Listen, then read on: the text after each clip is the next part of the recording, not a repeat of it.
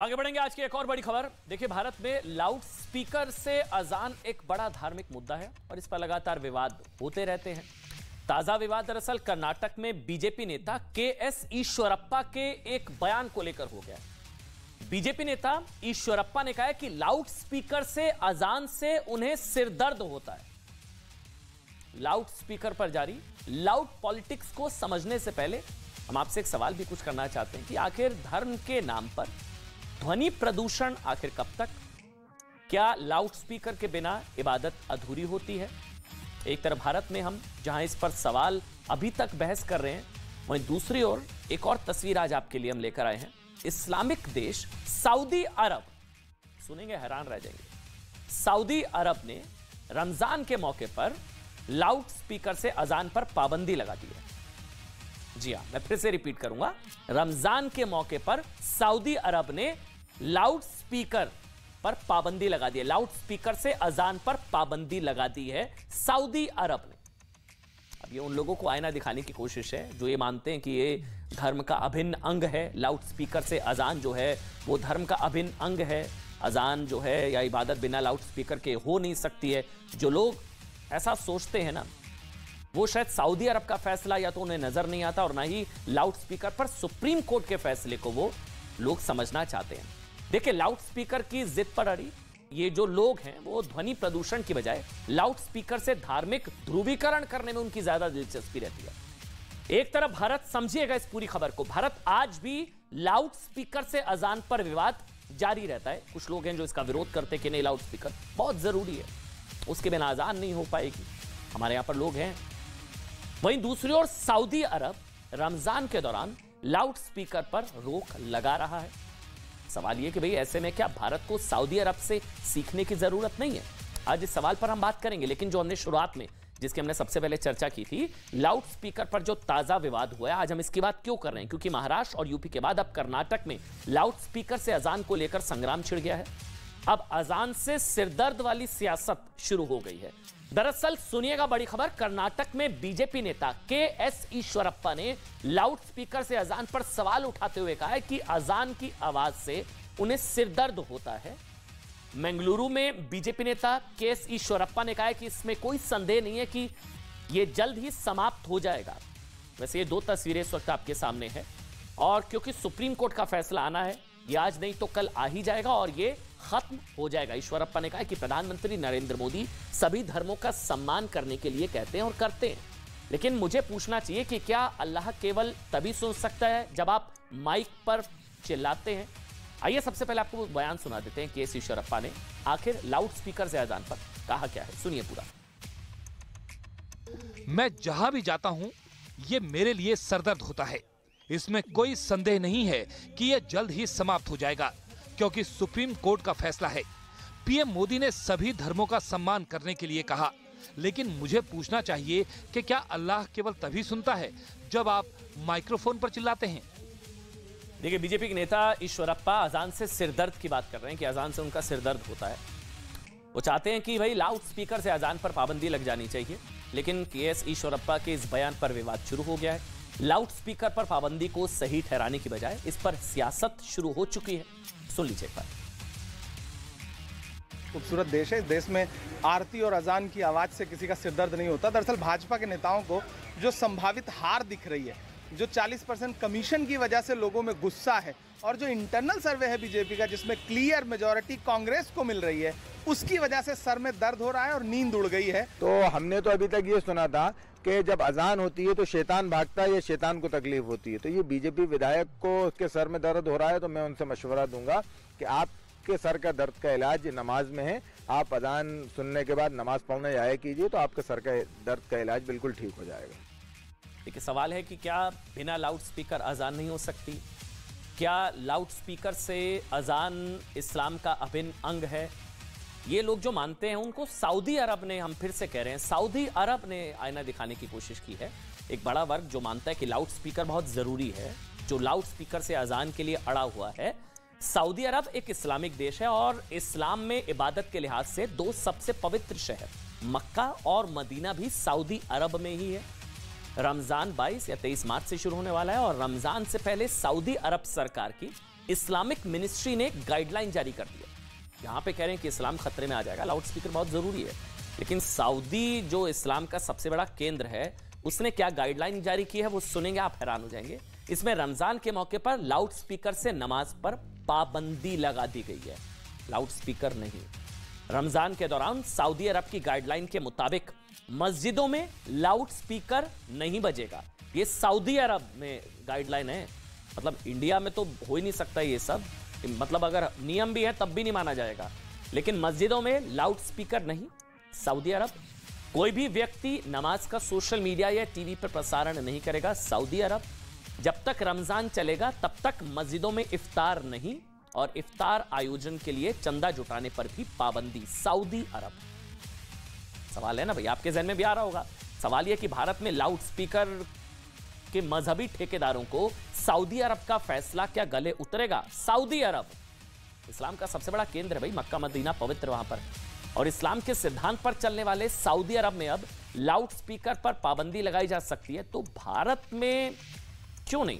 वैसे तो supreme court का ऑर्डर है, मैं आपको आगे बताऊंगा। चाहे मंदिर, चाहे आरती, चाहे अजान, चाहे मंदिर या मस्जिद, आरती या अजान, लाउड स्पीकर पर क्या नियम है सुप्रीम कोर्ट के, वो हम आपको आगे बताएंगे। लेकिन सऊदी अरब के इस फैसले का स्वागत करने के बजाय देश के कई लोग, कई मौलाना इस पर अपना अपना तर्क दे रहे हैं। सऊदी हुकूमत में 98% मुस्लिम आबादी है, तो मुस्लिम आबादी का ख्याल रखते हुए वहाँ पर लाउड स्पीकर का इस्तेमाल पर पाबंदी लगाना निहायत ही अफसोसनाक वाकया है।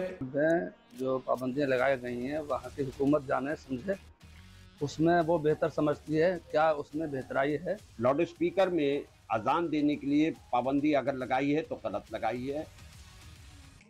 भाई आप लोग तय करिए, सऊदी इस्लाम के बारे में, कुरान के बारे में, इस्लाम के बारे में सऊदी अरब जो बता रहा है वो सही है, या ये जो मौलाना यहाँ भारत में बता रहे हैं वो सही है? हम आप पर छोड़ते हैं। देखिए, लाउड स्पीकर से अजान को लेकर धर्मगुरुओं की अपनी दलील है, उसका सम्मान होना चाहिए। लेकिन कर्नाटक से पहले भी देश के कई राज्यों में लाउड स्पीकर पर महाभारत छिड़ चुकी है। यूपी से लेकर मध्य प्रदेश तक धार्मिक स्थलों से लाउड स्पीकर पर एक्शन लिया गया। धार्मिक स्थलों से, चाहे मंदिर, चाहे मस्जिद, चाहे आरती, चाहे अजान। उत्तर प्रदेश में धार्मिक लाउड स्पीकर के खिलाफ सबसे बड़ा अभियान चलाया गया। आपको याद होगा, लाउड स्पीकर के विरुद्ध योगी आदित्यनाथ के युद्ध की पूरी देश में चर्चा हुई थी। यूपी देश का पहला ऐसा राज्य है जहां योगी सरकार ने धार्मिक गुरुओं से बातचीत करके धार्मिक स्थलों से, सभी धार्मिक स्थलों से लाउड स्पीकर उतारने में कामयाबी पाई। उत्तर प्रदेश में करीब 1 लाख से भी ज्यादा लाउड स्पीकर को धार्मिक स्थलों से हटा दिया गया है। उत्तर प्रदेश के मुख्यमंत्री योगी आदित्यनाथ ने कहा कि भाई यूपी में लाउड स्पीकर हटाने की पूरे देश में तारीफ हुई है। योगी ने कहा है कि लाउड स्पीकर दोबारा नहीं लगाया जाना चाहिए। उधर महाराष्ट्र की बात करें तो महाराष्ट्र में भी राज ठाकरे कई मस्जिदों से लाउड स्पीकर हटाने के लिए मोर्चा खोल चुके हैं। यहां पर लड़ाई लड़नी पड़ रही है, वहां पर सऊदी ने अपना आदेश जारी कर दिया कि लाउड स्पीकर होगा ही नहीं, चैप्टर क्लोज। सोचिए, मध्य प्रदेश में भी लाउड स्पीकर के खिलाफ एक्शन लिया जा चुका है। राजस्थान में भी लाउड स्पीकर को लेकर विरोध प्रदर्शन हो चुका है। लाउड स्पीकर पर विवाद सिर्फ सियासत तक ही सीमित नहीं है। दरअसल लाउड स्पीकर से ना नॉइस पोल्यूशन यानी कि ध्वनि प्रदूषण पर भी सुप्रीम कोर्ट फैसला सुना चुका है।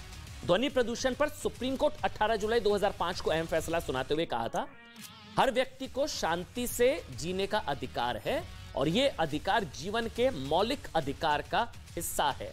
लाउड स्पीकर या तेज आवाज में अपनी बात कहना अभिव्यक्ति की आजादी के अधिकार में आता है, लेकिन आगे सुनिएगा, सुप्रीम कोर्ट ने कहा अभिव्यक्ति की आजादी जीवन के अधिकार से ऊपर नहीं हो जाती।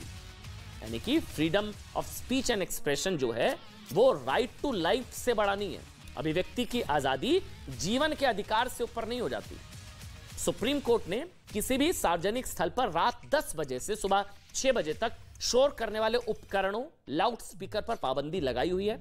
इस आदेश के तहत लाउड स्पीकर से लेकर तेज आवाज वाले म्यूजिक बजाना, पटाखे जलाने से लेकर हॉर्न बजाने पर रोक है। अपने आदेश में रात के वक्त किसी भी ध्वनि प्रदूषण करने वाले उपकरण के उपयोग पर रोक लगा दी गई है। देखिए, सुप्रीम कोर्ट ने क्या कहा था? सुप्रीम कोर्ट ने कहा था कि भाई इस फैसले पर किसी भी तरह की छूट देने का अधिकार राज्य सरकार के पास है। लेकिन अजान से लाउड स्पीकर के पक्ष में दलील देने वालों को आज हम संत कबीरदास का एक दोहा सुनाना चाहेंगे। संत कबीरदास ने कहा था कि भाई कांकड़ पाथर जोड़ के मस्जिद लियो बनाए, ता चढ़ी मुल्ला बांग दे, क्या बहरा भयो खुदाए। ये दोहा देखिए 15वीं सदी में कवि संत कबीर ने कहा था। इस दोहे में संत कबीर ने उनको बहरा कहा था जो मस्जिद से बांग लगाते हैं, यानी कि शोर मचाते हैं। संत कबीर ने दोहा उस वक्त कहा था जब लाउड स्पीकर का आविष्कार भी नहीं हुआ था। लेकिन 15वीं सदी से 21वीं सदी तक अब भी सवाल यही है कि क्या इबादत के लिए शोर जरूरी है? अगर नहीं तो धर्म के नाम पर ध्वनि प्रदूषण क्यों?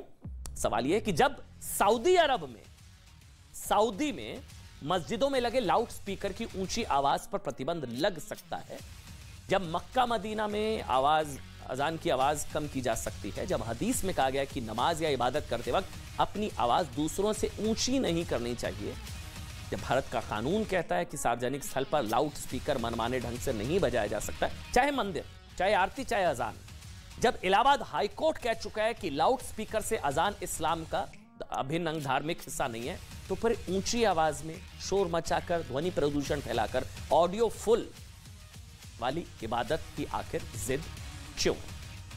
आगे बढ़ेंगे। एक और बड़ी खबर लाउड स्पीकर की जिद के बाद अब बात हाई कोर्ट में मस्जिद की जिद की। हाई कोर्ट में मस्जिद की जिद की आप सुनेंगे। आज की बड़ी खबर है जिस पर सुप्रीम कोर्ट ने बड़ा फैसला सुना दिया है। सुप्रीम कोर्ट ने बड़ा फैसला सुनाते हुए इलाहाबाद हाई कोर्ट परिसर में बनी मस्जिद को 3 महीने के भीतर हटाने का आदेश दे दिया है। बिल्कुल ठीक आप सुन रहे हैं, सुप्रीम कोर्ट ने बड़ा फैसला सुनाते हुए इलाहाबाद हाई कोर्ट परिसर में बनी मस्जिद को 3 महीने के भीतर हटाने का आदेश दे दिया है। सुप्रीम कोर्ट ने सख्त लहजे में कहा कि 3 महीने की अवधि के भीतर मस्जिद हटाई जाए। इलाहाबाद हाई कोर्ट के परिसर में जो मस्जिद है, तो हाई कोर्ट और अधिकारियों के पास इसे ध्वस्त करने का भी अधिकार होगा अगर नहीं हटाई जाती है 3 महीने में। सुप्रीम कोर्ट ने आदेश में कहा है कि ढांचा टर्मिनेटेड लीज की संपत्ति पर खड़ा हुआ है। ढांचा टर्मिनेटेड लीज की संपत्ति पर खड़ा हुआ है मस्जिद यानी कि, और इसे जारी रखने का दावा नहीं किया जा सकता। इलाहाबाद हाई कोर्ट के परिसर में यह मस्जिद है जिसे हटाने का आदेश दिया है माननीय सर्वोच्च न्यायालय ने। इलाहाबाद हाई कोर्ट ने 2017 में दिया अपने फैसले में कहा था कि गैर कानूनी तरीके से बना स्ट्रक्चर हाई कोर्ट परिसर में रहने की अनुमति नहीं दी जा सकती। कोर्ट परिसर में जगह की काफी कमी है, जो इलाहाबाद हाई कोर्ट में जो मस्जिद है उस वजह से जगह कम है और फायर ब्रिगेड की गाड़ियों को निकलने में दिक्कत होती है। बाद में इस मामले को सुप्रीम कोर्ट में चैलेंज किया गया। इस मामले में इलाहाबाद हाई कोर्ट में याचिका दाखिल हुई थी जिसमें आरोप लगाया गया था भाई कि हाई कोर्ट की जमीन पर गैर कानूनी तरीके से मस्जिद बना दी गई। ध्यान देने वाली बात यह है कि मस्जिद कमेटी ने कभी भी मस्जिद की जमीन के मालिकाना हक पर अपना दावा नहीं किया था। इस मामले में एक और बात यह है कि मस्जिद मैनेजमेंट कमेटी का पक्ष कपिल सिब्बल रख रहे थे। जी, उन्होंने कहा कि मस्जिद 1950 से है और इसे यूं ही हटाने के लिए नहीं कहा जा सकता। कपिल सिब्बल ने कहा कि साल 2017 में यूपी में सरकार बदली, 17 में योगी आदित्यनाथ सरकार बदली और सब कुछ बदल गया। हाईकोर्ट की ओर से वरिष्ठ अधिवक्ता राकेश द्विवेदी ने कहा कि यह पूरी तरह से धोखाधड़ी का मामला है। जस्टिस एम आर शाह और न्यायमूर्ति सीटी रविकुमार की पीठ ने याचिकाकर्ता को कहा कि यह वैकल्पिक जगह के लिए, यहां से मस्जिद अगर हटेगी तो वैकल्पिक जगह के लिए राज्य सरकार के पास आप आवेदन कर सकते हैं, जिस पर राज्य सरकार नियम कानून के तहत कदम उठाने के लिए स्वतंत्र है। यानी कि इलाहाबाद हाई कोर्ट के परिसर में मस्जिद हटेगी, सुप्रीम कोर्ट का ऑर्डर।